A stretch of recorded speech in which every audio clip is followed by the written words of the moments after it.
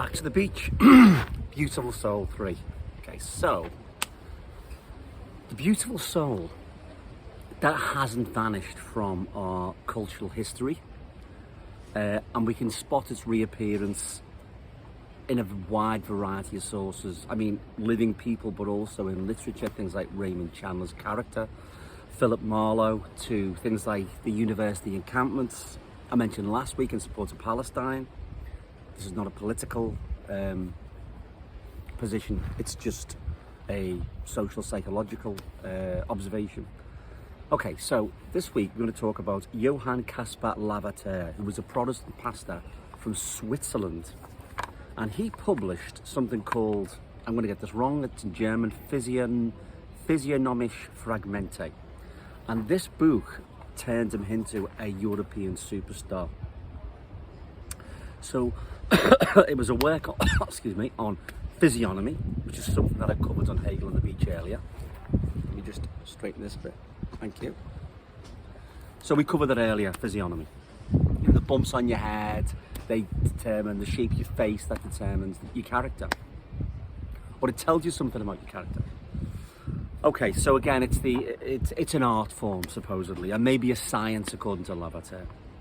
So his book was illustrated by the best artists in the day, and therefore it gave it an exorbitant price.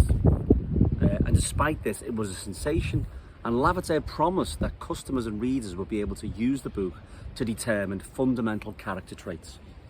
And so, rich households wouldn't employ a servant. Well, first referring to Lavater's book, it was said. And for a time, many people assumed that physiognomy would become this science and not an art. In the 18th century, science was becoming a multidisciplinary endeavour. So it was formerly a branch of philosophy, but then it became a subject in its own right. And subsequently, science split up into, physics, chemistry, biology, and then it was subdivided further. So it was an assumption by some that physiognomy would be another one of these sciences. So Lavater was also a pietist. So pietism, again, I mentioned it last time, that was concerned with inner beauty. Many German romantics had pietist backgrounds, and pietist theology shaped much of 18th century thinking. So Johann Winckelmann was the 18th century father of art history and scientific archaeology. So excavations of Pompeii and Herculaneum were already underway when Winckelmann arrived in Rome. So Winckelmann visited Pompeii, and his work, it really transformed public perceptions of Greek and Roman history. So his work revealed and it promoted the lost brilliance of the creative genius of ancient Greece and Rome too. So European imagination was mesmerized with Greece and Rome, and Winckelmann was also part of the intellectual movement that debated the nature of the beautiful. So he said that there were two forms of art, a high art and a beautiful art. So the beautiful was about expressing the beauty of the human form. So Lavater followed Winckelmann's intellectual journey. Perfectly proportioned Greek statues fascinated Europe, and the Greek ideal of beauty has, if anything, become more intense. Lavater's theory was that there was a necessary connection between inner structure and outer form, and he argued that physical beauty was an outer expression of inner moral beauty. So his exemplar was the Belvedere Apollo. The philosophical or pietist beautiful soul, as we saw earlier, that was a conception about developing an inner moral self in the course of the 18th century, inner moral beauty. But it took a 180-degree detour and was transformed into the beautiful body. Incidentally, the cult of beauty and Botox, it's more popular today than it was in the 18th century. So this is nothing new particularly. Anyway, Hegel discussed in boring detail the shortcomings of physiognomy and, the inner and the outer. It's very long, the bit, and we've covered it, but it's boring. But he was basically responding, I think, to Lavater and Winckelmann, particularly Lavater, I think. We'll see. So if we see something beautiful or well-proportioned or harmonious, we frequently and wrongly assume that it must be beautiful within. So, and Lavater inadvertently reversed the causation of inner and outer beauty. So he even produced a real life example to support his theory, and he produced a real person called Mr. Kleinjog. So Mr. Kleinjog was a Swiss peasant who had this perfect profile, and Lavater said, have you seen this guy? He looks like the real deal. He's what Swiss simplicity is all about. This is what Protestantism, the faces of Protestants, right? Okay, so Richard T. Gray's about-face German physiognomic thought from Lavater to Auschwitz. He sees an unfortunate but direct line of descent from Lavater to Nazi racial theory. Lavater's attempt to identify character traits from facial features was resurrected during the Weimar period, not by the Weimar government, but in that period. And Gray argues that this pseudoscience combines the materialism of Lavater and non-materialism from Goethe's thoughts. I mean, I don't know. I won't go into detail. I've read the book, but I forgot now. He says it, but he says there's a link. And ironically, Lavater was a pietist pastor, and again, therefore, he shouldn't really be classified as a materialist, but his pietism seems to have become inverted. So during this Weimar period, before Hitler came to power, many leading intellectuals, including Oswald Spengler, the German nationalist conservative who said that the West was doomed, you know, the way everyone says today, he put forward a non-materialist physiognomy. And one of Hitler's favourite authors, Hans Gunther, supported the materialist forms of physiognomy. So it was big in the 30s. That the beautiful soul would travel from pietism to Auschwitz is a horrible irony, because clearly Lavater did not imagine that. Anyway, moral beauty was part of the movement that attempted to find an alternative to traditional Catholic top-down explanations of morality. Inadvertently, God was being replaced by man in this explanatory schema. So as we saw, the Earl of Shaftesbury also connected virtue with beauty. What's perhaps not well known is the role of another philosopher. So in 1759, Adam Smith, you know, he's probably the most important commentator in relation to, you know, the free market and so on. So Smith, through his considerations about economic relations aside, and he talked about the nature of beauty. He said this, he said, that the tendency of virtue to promote and a vice to disturb the order of society, when we consider it coolly and philosophically, reflects a very great beauty upon the one and a very great deformity upon the other, cannot be called in question. Human society appears like a great and immense machine whose regular and harmonious movements produce 1,000 agreeable effects. As in any other beautiful and noble machine that was the production of human art, whatever tended to render its movements more smooth and easy would derive a beauty from this effect, and on the contrary, whatever tended to obstruct them would displease on that account. So Smith, therefore, had this idea of beauty and maths being related like a beautiful clockwork machine. And beauty was a really favourite topic of everyone, including mathematicians and economists. And why was this the case? Well, one explanation is, this is my explanation, it's not everything, but I think it contributes to this. If you lived in the 18th century, and even if you were incredibly rich, even if you were a philosopher, even if you're an artist, you would have been literally surrounded by sewage, cholera, horse shit, human shite, the works. The first modern industrial sewage treatment systems weren't constructed until the mid-19th century, after this period. And the first being in where? Lovely Liverpool, where I'm from. So unsurprisingly, the preoccupation with beauty and virtue may have been a need to escape the smell and dirt. Anyway, that's an explanation. Maybe it's not the explanation, but there is a preoccupation with beauty. Immanuel Kant on the beautiful soul. Okay, so Kant thought that virtue was only virtuous when performed for its own sake and not for any reward. So even feeling good about yourself when performing a good deed was morally questionable. He says, everything in nature works according to laws. Only a rational being has the capacity of acting according to the conception of laws, principles. This capacity is will. So because our will often isn't in accord with our reason, We need something to make us do what our reason tells us to do. So that's Kant's categorical imperative. Okay, our free will means we're able to choose right from wrong, but Kant recognized that we would not obey the moral law unless we had some kind of incentive or interest in doing so.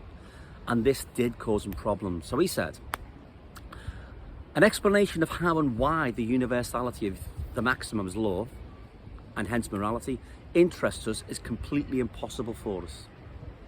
So he specifically said on the subject, if a man with taste enough to judge of works of fine art quits the room in which he meets with those beauties that minister to his vanity, like nice paintings, and betakes himself to the beautiful in nature so that he may there find a feast for his soul, like this beautiful view, yeah?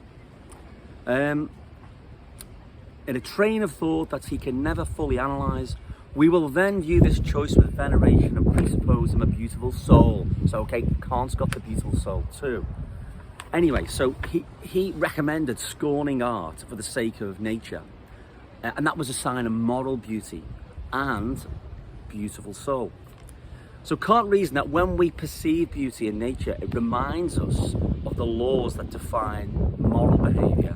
And if we're interested in beauty, we will also take an interest in morality. So taking an interest in the nice landscape makes us nice people. I mean, clearly that's not the case, because if you go to a beautiful landscape, you'll see, like, you know, a dozen oligarchs and their friends sitting around absorbing stuff like this. Anyway, by the way, carry on. So we want to see, and we all do want to see, a physical correspondence of abstract ideas in the real world. We'd like to see the two meet up, of course. So although Kant appears to be straightforwardly an Enlightenment philosopher where subjective ideas are relevant, you know, I'm doing the right thing, etc., laws of maths, and so on, the problem of beauty and the beautiful soul, it kept on reoccurring. It kept on coming back. Not just one person, everyone was talking about it. Now, Schiller. Okay, so Schiller's from this period, and Friedrich Schiller was also deeply moved by the idea of a beautiful soul. And again, guess where he was from? A pietist family, yet again. But Schiller was also a member of the ancient Greece cult. So he said of the Belvedere torso, which if I get a chance, I'll put it up on screen, that seemed to have hypnotized Germany, the Belvedere torso. He said, friend, so this is his quote, friends, this torso tells me that 2 millennia ago there lived a great man who could create such a thing, that there lived a people could give ideals to an artist who could produce such a work. This people believed in truth and beauty because someone in their midst felt truth and beauty, that this people was noble because virtue and beauty are only sisters of the same mother. Oh friend, I cannot create a head for this torso, but perhaps I can do a beautiful deed without any witnesses. So after contemplating the torso, Schiller came to the conclusion that to perform a virtuous action unnoticed, without any witnesses, that was the core of what Enlightenment morality was about. So doing the right thing for its own sake without reference to some other authority or personal reward. So incidentally, this is a theme in the detective novels of Raymond Chandler. So Tony McKenna, who I think I'm Facebook friends with, maybe not after this, or maybe so, I don't know. He says this about Chandler's most famous hero, Philip Marlowe. Marlowe is a particle of the very social mystery he inhabits, blemish tainted, a soul of a soulless world. Yeah. So he's a beautiful soul, I believe. Philip Marlowe is a beautiful soul. I would add that Marlowe, he takes the most incredible risks for no personal gain and when no one is looking. In fact, he does most of his good stuff when no one is looking. So Schiller, he's a Schiller person, and Schiller would be proud of him. So Schiller's idea of beauty was not restricted to art, but was meant to be representative of all significant human action. So Schiller didn't adopt Lavater's caveman perspective about the inner and the outer, but he did say the following: when people speak, we simultaneously see their glances, their facial features, their hands, and indeed often their entire bodies speak along, and the gestural part of conversation is frequently deemed to be the most eloquent. Now, I'm not sure I agree, because some of some of the greatest actors, and I don't mean that are horrible. I don't mean actors are horrible, but I mean people can put on an act, can't they? And you believe them. So I'm not sure that the two of them are connected. Anyway, so I'm just explaining the Romantic movement and what was going on. So I spoke in an earlier video about Goethe and the beautiful soul in the sorrows of young Werther. This was a while back. So that was Goethe's earliest work. It was completed in his 20s. So 20 years later, Goethe wrote Wilhelm Meister's Apprenticeship. So the book, it's about a journey towards self-realization. And Goethe wrote a whole section called Confessions of a Beautiful Soul. So I'll read an extract from an article I read about this chapter. So someone wrote a commentary on it. So Confessions of a Beautiful Soul recounts the anonymous author's life, particularly in describing the person who's writing it, you know, the first person who's writing it, her passionate religious faith and her exposure to the Moravians. Remember the Moravians where in Northern Ireland from last week, there's a Protestant church, Pietist church and so on. But also the inner convictions that lead her to separate herself from the tenets of society, the church and even the Moravians. In order to pursue her own way, she comes to believe that the early religious teaching which she received was mistaken and interfered with the development of true faith. So in this part of the book, the uncle of Goethe's book, the uncle of Beautiful Soul, she's called Beautiful Soul, he explains that self-reflection and self-improvement alone is sterile and it's got to reference other people. So Philip Norton points out that there isn't a single instance throughout Confessions of a Beautiful Soul in which she performs an act that could qualify as a good deed. So it's different to the Philip Marlowe character, but nevertheless, there's two sides to this beautiful soul. So she doesn't do anything good, she's about herself. Hegel's early theological work used the concept of love as the thing that could unite the individual with the rest of the world. Hegel later substituted the concept of recognition for love.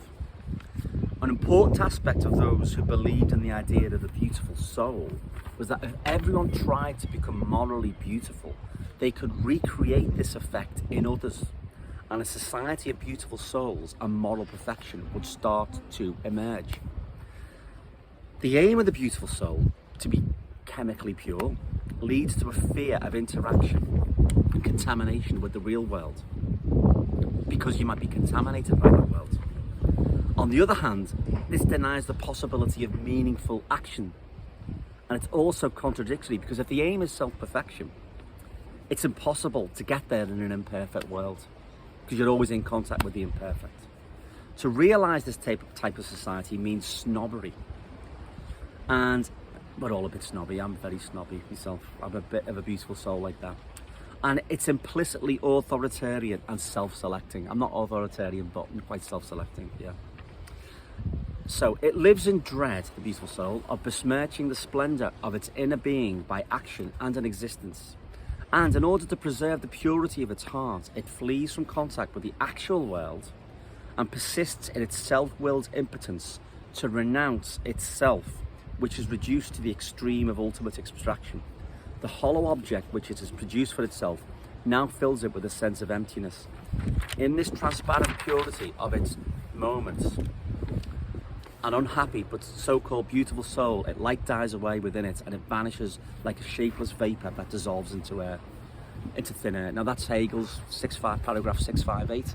That's his definition of a beautiful soul. And it is true, but I think there's another aspect of beautiful soul too. But anyway, Hegel thinks that the beautiful soul becomes sublated, that beautiful Hegelian word. That just means absorbed with upward movement and spirit. But like all outdated movements of spirit, whether Stoicism or skepticism, ancient skepticism, or master and slave, it never disappears completely. And we see the beautiful soul walk on our streets, hippie communities, early socialist pioneer movements in America, like I mentioned it in a previous video, Communia, which was a society which tried to build communism in, of all places, Iowa. Eugene Debs, before he became leader of the American Socialist Party, was a member of one of these cults. So it was a safe space, really. And also, by the way, take the concept of safe spaces and take the concept I've mentioned before of the college campus protests over Palestine, where college greens are cordoned off and transformed into anti-colonial, oppression-free zones. Anyway, Hegel's solution was to say that this was a moment in the journey, and it was incorporated by the development of spirit, and this concludes with our self-awareness of God. Okay, an immediate historical postscript in the search for the idea of a beautiful soul comes in the shape of Jakob Fries. Okay, so still on this part about the beautiful soul, but just to show you the weird and wonderful world of early 18th century, like late 19th, early 18th century Germany, we'll go to Jakob Fries. So Fries studied philosophy under Fichte and lectured in Jena at the same time as Hegel. The two of them were rivals, as putting it mildly. They hated each other. And Fries also moved into fiction writing. So his novel was entitled Julius and Evagrius, or Beauty of the Soul. Can't get away from it, can you? A philosophical novel. Fries insisted that virtue is beauty of the soul, perfection of the spirit and beauty of the spirit are one and the same. Hegel called out Fries as the ringleader of these hosts of superficiality. And in the philosophy of right, he attacks the use of feeling or emotion as the basis of judgment. As Hegel believes that this is the proper role of reason. Hegel's statement, you know, you've heard this one, even if you haven't read Hegel, what is rational is real and what is real is rational. And that's sometimes taken as a defense or an apology for the Prussian autocracy, because he was working at Berlin University, so, you know, he couldn't go stray too far off the political line. But this statement is also taken as a Hegelian justification for any rule and order. So like the rule and order in Russia, well, it's real as rational because it exists. But he's not saying that. He quite clearly isn't saying that. So historical context is important. Although Jakob Fries, it looks like the word Fries, he looked like a liberal opponent of Prussian autocracy, while Hegel looked like a supporter because he's talking about, you know, Fries's idea of, you know, self-determination and so on. The reality is actually quite different. So Fries spoke at the celebration of the 300th anniversary in 1817 of Luther's rebellion in nailing his religious theses to the doors of Wittenberg Church, Castle Church. So in his speech, Fries encouraged his audience to use Luther as an example of their own struggle for freedom of thought and equality of citizens. So these were revolutionary words, but as we know, the right is probably more revolutionary now than the left. To be left is to be non-revolutionary, I think. But anyway, these appeals came from the right. In 1819, a student activist called Carl Sand, a depressed and traumatized veteran of the Battle of Waterloo, he entered the house of the conservative dramatist August von Kotzebue, who wasn't a particularly nice fella. He supported the Prussian autocracy, but he was a conservative essentially. Anyway, stabbed him to death. Carl Sand murdered him because he said he's an establishment-loving traitor to the German fatherland. Doesn't that sound a bit like sort of the way MAGA in America are talking about, you know, the Democrats? Anyone who's not part of like the oligarchical elite is not revolutionary enough. Anyway, so Sand killed von Kotzebue and he was executed. But because he was a student of Fries got sacked, and it seems clear that Sand was actually influenced by him. An interesting and historical aside. Okay, so Alexander Pushkin, and the Russian poet, he's remembered for his enlightenment and romanticist sympathies. Okay, but he wrote this bizarre poem. There's always something a bit that we don't fathom. I know it's not the mysticism of the Russian soul, but in this case with Pushkin, he's celebrated as a big hero. He freed the slaves, but he's a deeply disturbed individual. He wrote a bizarre poem about Sand called The Dagger, which I will, if I can flash it up, I will, but if not, just Google it. It's a short poem. It's nuts. So the poem, it's not related to Pushkin's, his imperialist, Russian imperialist viewpoint, but it does make you think about the inner workings of Pushkin's mind, because it's like a poem to ISIS. It's completely nuts. Anyway, back to Fries. So he was also a ferocious nationalist. So he says, if the spirits of a people were to achieve a true spirit of community, then there will prevail in this people justice, chastity, and self-sacrificing love of the fatherland. Okay, sometimes passionate nationalism is okay, but in Fries's strain of patriotism, it was sinister. In 1816, Fries published a review entitled On the Endangerment of the Well-Being and the Character of the Germans by the Jews. So as we can see, the beautiful soul doesn't really travel far before it starts hating Jews. This wasn't careless anti-Semitism that you find in Germany and lots of other places but this was frightening. So it says, the whole Jewish caste should be extirpated root and branch from Germany. Again, it's no accident that Fries's conception of the purity of beauty, it ties in with Jew hatred. So he argued that, this is what he said, Hegel's metaphysical mushroom has grown not in the gardens of science, but on the dunghill of servility. Okay, so we're going to leave Fries here and leave Hegel, and there's one more aspect of the beautiful soul we'll consider. Romance. Moonlight becomes you, it goes with your hair. See you next time.